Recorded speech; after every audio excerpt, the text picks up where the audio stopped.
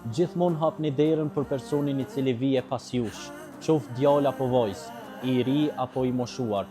Nuk bëhesh asnjëherë I vogël duke trajtu mirë të tjerët. Nëse dikush ju thret për drekë apo darkë, asnjëherë mos porositni pjatën më të shtrejtë në menu. Asnjëherë mos telefononi dikë më shumë se 2 herë. Nëse ata nuk e marrin thirrjen tuaj, supozoni se kanë diçka më të rëndësishme që janë duke e bërë. Respektoni nuancat e ndryshme të opinioneve, mendimet e ndryshme.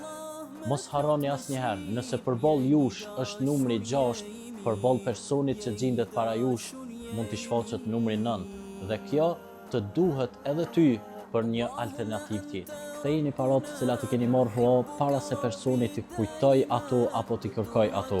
Kjo tregon integritetin dhe karakterin e fuqishëm tuaj.